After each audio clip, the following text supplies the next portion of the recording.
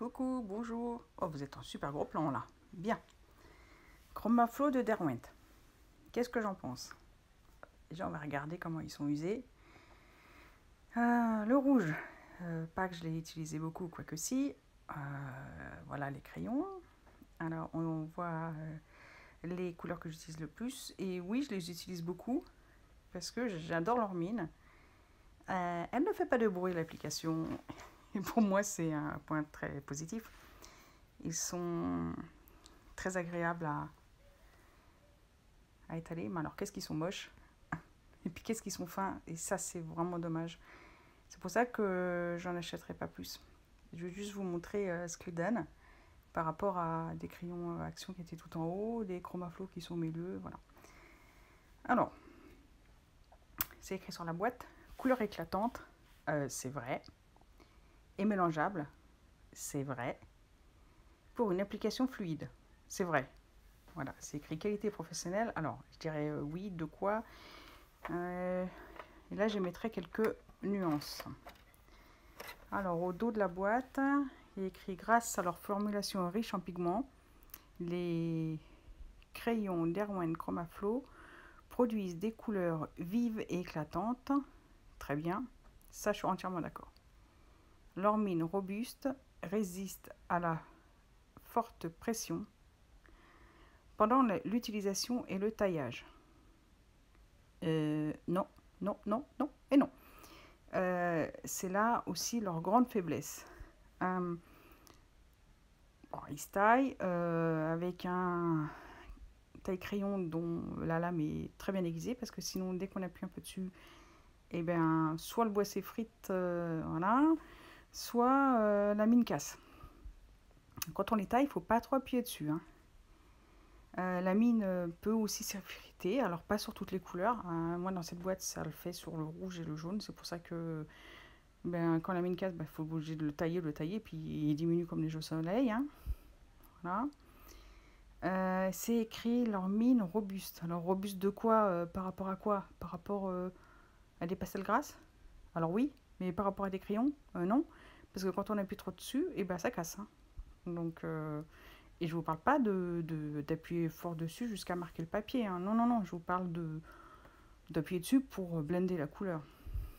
Ça, c'est pareil, ça dépend des couleurs, mais moi j'ai été confrontée à ce problème-là. Donc non, pour moi les mines ne sont pas robustes, en tout cas pas toutes. Résistantes à une forte pression, pas du tout. Voilà, c'est ce que je pourrais dire des Derwent. C'est dommage, parce que vraiment les couleurs sont vibrantes, elles sont bien choisies pour une boîte de 24, parce qu'il y a à peu près 3 crayons pour chaque nuance. Un bémol cependant avec les deux bleus clairs qui sont ultra proches. Je ne sais pas pourquoi ils ont fait ça. On dirait deux cyans en fait. Bon, il y en a un qui est légèrement plus rouge que l'autre, mais quand ils les utilisent ensemble pour faire un dégradé, loupé. Hein. Donc ça c'est dommage. Sinon, le noir, je le trouve vraiment chouette. Clairement, si je devais en garder qu'un, ce serait... Deux, allez, deux. Ce serait celui-là et l'ocre jaune. Green, Gold, je crois qu'il s'appelle. Je vais ouvrir la boîte, je vais vous dire ça. Il est magnifique. Mais vraiment, il a une couleur, ce crayon.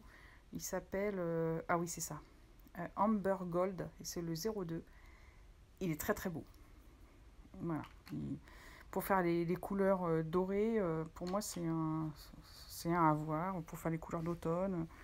Sinon, j'aime toutes les couleurs. J'aime aussi beaucoup le turquoise green. Il est beau. Bon, de base, j'adore cette couleur. Il y a un très beau rose pâle qui s'appelle saumon. En fait, il n'est pas saumon. Il s'appelle rose pâle. Voilà. Et voilà. Donc, en fait, ouais, je trouve que la boîte est assez équilibrée. Au niveau des couleurs, il y a un gris clair qui est absolument fabuleux pour faire des ombres sur du blanc. Je trouve qu'il est chouette. Voilà. Il s'appelle Plastinium et c'est le numéro 22.